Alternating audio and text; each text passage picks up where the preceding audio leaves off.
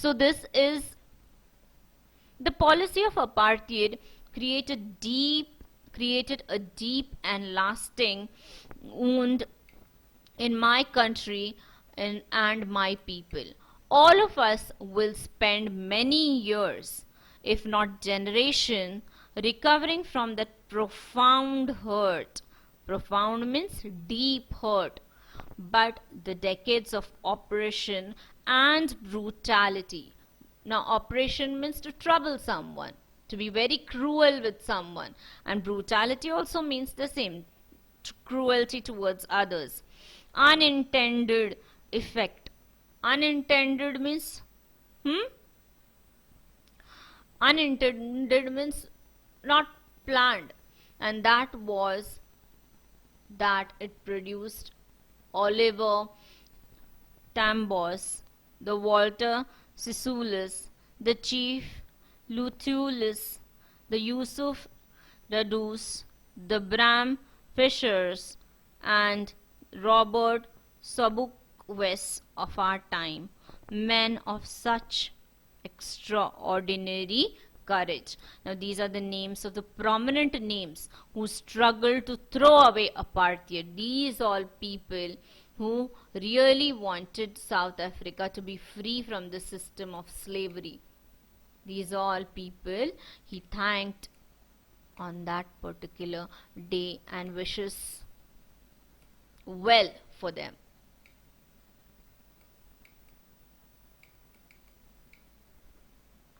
Now let's see further. Alright, so what he says, men of such extraordinary courage, wisdom and generosity that their like may never be known again. So what he says, that these people who were courageous, who were wise, who were generous, like them, we won't have such people like them who were so selfless. Perhaps it requires such depth of operation. Now look at this sentence. Perhaps it requires such depth of operation to create such heights of character. Now what this line means, it means that if a person is dominated or ill-treated to a large extent, then a day comes when he becomes rebellious and shows courage. What he says, if a person is oppressed and troubled so much and ill-treated so much, a day comes that it is enough for this person, and he just rebels. My country is rich in the minerals and gems that lie beneath the soil, but I have always known that its greatest wealth is its people, finer and truer than purest diamonds. As I told you, that it was South Africa is known for its resources, rich natural resources. Okay? It is from these comrades in the struggle that I learned the meaning of courage. Time and again, I have seen men and women risk and give their lives for an idea. I have seen men stand up to attacks and torture without breaking, showing a strength and resilience that defies the imagination. Resilience means the ability to deal with any kind of hardships and recover from its effect. And defies means refuse to obey. So what he tells here is, who are comrades? Comrades are these all people whose names I have read. And he calls them his companions, comrades. In what? In struggle. In what struggle? To get freedom. And from them he got to understand what is courage. Time and again I have seen men and women who have come forward. I have seen people who have really faced attacks and tortures without even breaking. Breaking here it means without feeling sorry about it, without being so disheartened. I have seen people who have shown so much strength and they have overcome. Resilience means what? They have dealt with all hardships that defies the imagination. Right? You cannot even imagine. I learned that courage was not the absence of fear, but the triumph over it. So what he says that courage, a brave person, who is a brave person? A brave person is not a person who doesn't feel scared. Of course, human beings will feel scared, but for him a courageous person is a person, though he is scared, he overcomes his fear. But the triumph over it, triumph means victory over it, who wins over it. The brave man is not he who does not feel afraid, but he who conquers that fear. So for him, a brave person is not a person who does not feel scared, but a person, in spite of being scared, he conquers his fear and risks himself and fights back. That is what he feels is the idea of bravery. No one is born, see now there is one more thing that he has told here.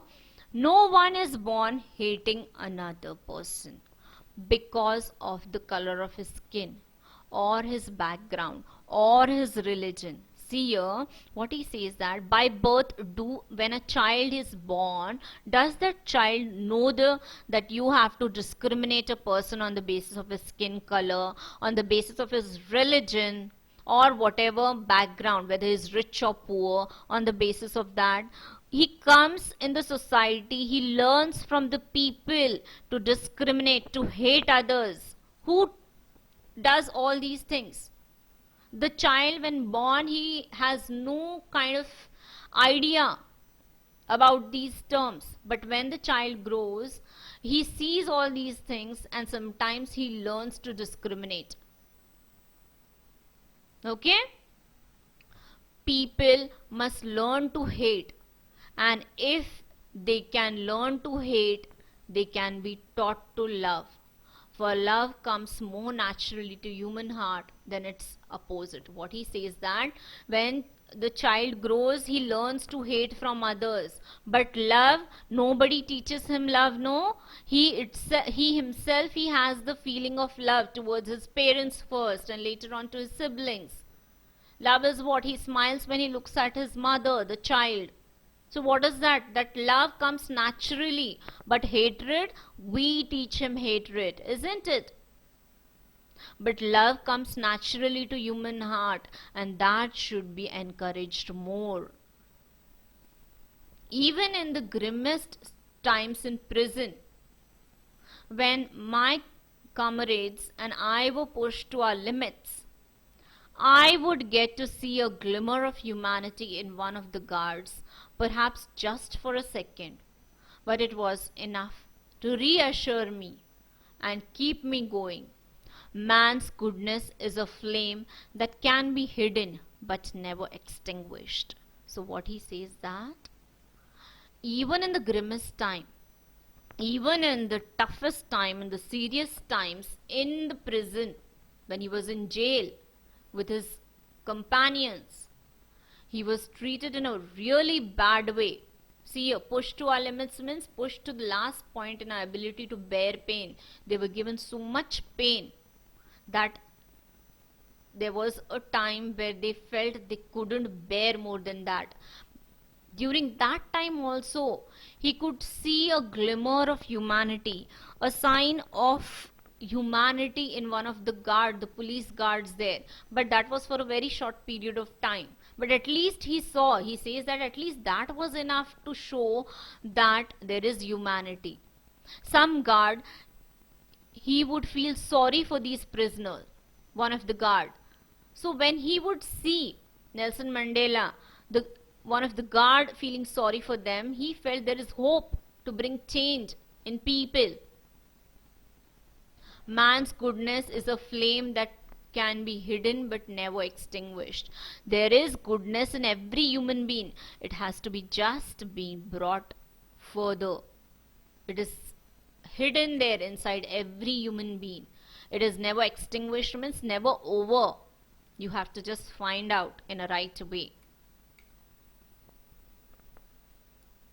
In life, every man has twin obligations, means two duties. Obligations means duties to his family, to his parents, to his wife and children, and he has an obligation to his people, duty towards his people, his community, his country. In a civil and human society, each man is able to fulfill those obligations, those duties, according to his own inclinations. Inclination means behavior, natural behavior and abilities. But in a society like South Africa, see, every individual has a duty towards his own family and also the society. But in a country like South Africa, it was almost impossible for a man of my birth and color to fulfill both of these obligations, to fulfill both the duties. Which duties? One duty towards family, another duty towards the society, towards his people of his race. In South Africa, a man of color who attempted to live as a human being was pushed and isolated. Pushed, isolated means kept separate. Nobody spoke to him. Alright? So in South Africa, if a man really wanted to fulfill his duty towards his people, then he would not be treated well by the government. He would be punished, he would be beaten, he would be oppressed. In South Africa, a man who tried to fulfill his duty to his people was inevitably means unavoidably ripped from his family. Ripped means torn away from his family, taken away from his family and his home, and was forced to live a life apart. Now there is a sentence that he says, a twilight existence of secrecy and rebellion. See here, a twilight existence of secrecy and rebellion. So twilight means the time when the things are getting bad for what someone is doing. So in the bad situation, it was a bad situation of secrecy and rebellion. Twilight existence means a bad situation, a bad time for the people who secretly did something and who were rebellious. Okay, who were rebellious. I did not in the beginning choose to place my people above my family.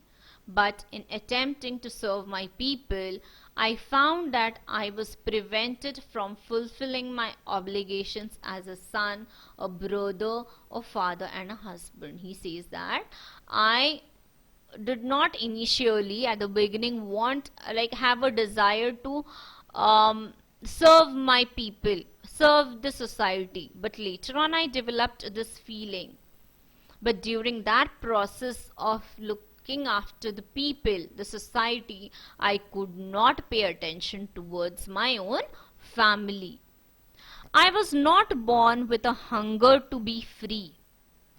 I was born free. Free in every way that I could know. So what he says, I was not born with a desire to be free. See, I was small. When I was small, he says that I did not know what freedom of society and all meant. I was small.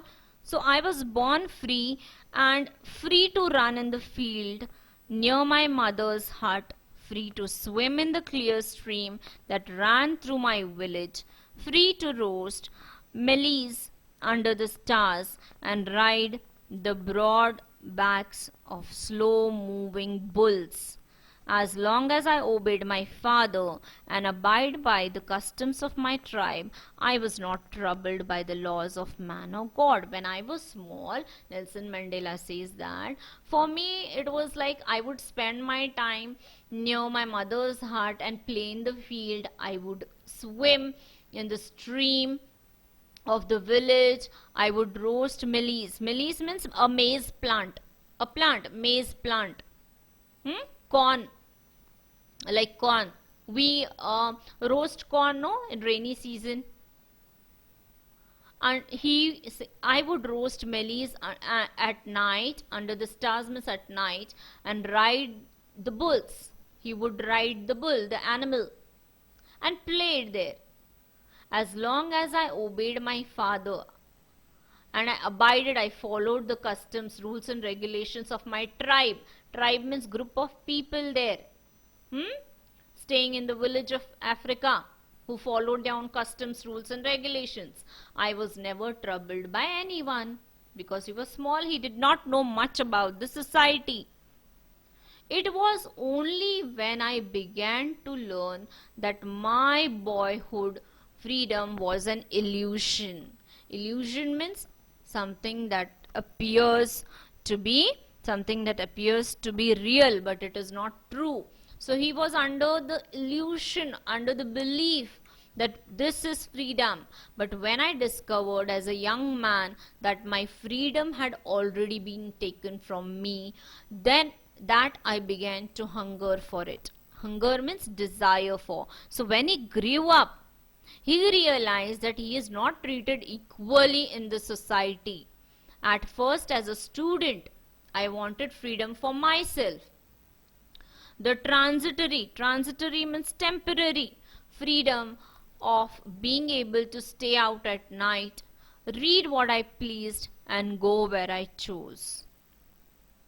Later, as a young man in Johannesburg, I yearned for the basic and honorable freedom for achieving my potential, of earning my keep, of marrying and having a family, the freedom not to be obstructed in a lawful life. So later when he grew up, he wanted freedom in the society. As a young man also he wanted, see now immediately this idea of fighting for freedom struggle did not come to his mind. Slowly when he grew, he realized that he and his people around him, people like him, were not treated properly. Then his desire for small things they cultivated, and in the end they became a biggest desire to get freedom.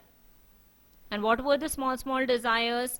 To achieve to his potential, to his ability, then of marrying or having a family. All these decisions, small decisions, where he couldn't take his own decisions at that time, he realized that he was not free. But then I slowly saw that not only was I not free, but my brothers and sisters were not free.